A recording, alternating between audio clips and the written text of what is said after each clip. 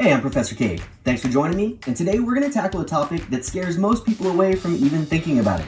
Who versus whom? Whom. Thank you for that. Let's just dive in. So we're going to start with the grammar mumbo jumbo and get that out of the way. Then we're going to move into some cheat codes to help you remember this. Okay, so here's the bottom line. Who is the subject? Whom is the object? Kid, you really shouldn't objectify people. What? No, I didn't. You said whom is the object. So? Well, whoever whom is probably wouldn't like that. No, not that kind of object. I'm talking about the grammatical object of a sentence, okay? So let's just quickly break that down. The subject of a sentence is the doer of the verb or the action taking place, and the object is the receiver of the verb. Now, just a brief note to help avoid future confusion. Every sentence must contain a subject, or at least an implied subject, but not every sentence needs to have an object. So, if we have a sentence like, my student interrupts me way too... Can I go to the bathroom? So, anyway, like I always say, the first thing that we want to do is find our verb, okay? So, if we look down here, we see that our verb is interrupts. Now, who is doing the... Your student! Yes, thank you. My student is doing the interrupting, okay? Now, who is being You! Yes, my student interrupts me. So, the verb is interrupts, the doer of the verb is my student, and the receiver of the verb is me. That means that we have subject, verb, object. Alright, so now that we got that out of the way, let's take a look at a couple examples with who and whom.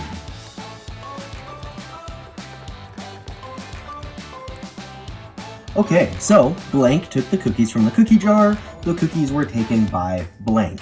By the way, if there are ever cookies missing from the cookie jar, there's a good chance I ate them. Daddy took the cookies. Now, in each of these blanks, we need either who or whom, okay? So first, I'm going to show you the real way, and then we're going to get into the cheat codes. So, for the real way, once again, first thing we look for is the verb. Now, in this first sentence, took is the verb, all right? So we found that. I'm going to go ahead and underline it and label it V, okay? So, blank took.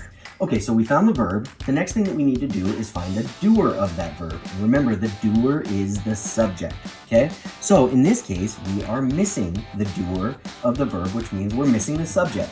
Now, remind us, which is the subject form? Who or whom?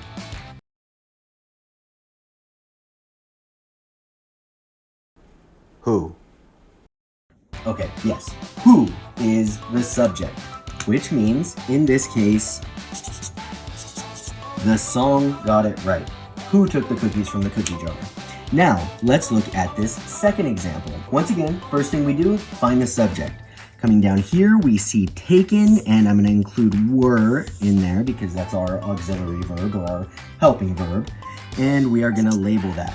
Okay, so we have our verb. Now we need to find our subject. It almost always comes before the verb in the sentence. Were taken. So, what was taken? The cookies were taken and eaten quickly with much shame. Okay, enough of that. So we have our verb, we found our subject. Now we need to figure out what's coming in this blank. We already have our subject, so one more time, remind me, which is the object? Who or whom? Whom? Yes, whom. Okay, so the cookies were taken by whom? And let's not ignore the fact that this is a very ugly sentence, but it gets the job done for the example. Now, we got the formal stuff out of the way. Let's get to our cheat codes. Cheat code number 1. Check for prepositions. Now, there are billions of prepositions in the English language, so don't worry about memorizing them. Just memorize this one sentence. The mouse ran blank the box. If you can fit the word inside of that blank, it's a preposition. Now, the cool thing about prepositions is that they are followed by objects. So if you're trying to decide whether to use who or whom, just move back one word. If you have a preposition there, this is a preposition, you use whom, because that is the object of the preposition. Now, all of our personal pronouns, he, she, we, they have subject forms and they have object forms. Now, some of these pairs are easier for us to just intuitively get right because we use them so often, like he and him.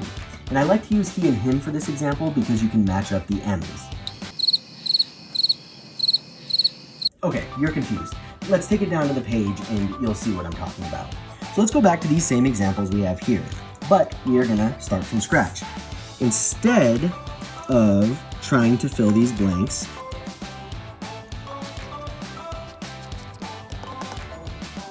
that took me longer than I thought it was going to.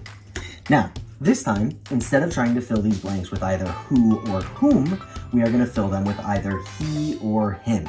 Now, we don't need to do any of our subject-object nonsense, any of that. We're gonna trust our intuition on this one. Let's look at this first one. He took the cookies or him took the cookies? Obviously, we know this one is he. Okay, let's look at the second one down here. The cookies were taken by he or the cookies were taken by him. Okay, here again, we can trust our intuition that the right answer is him.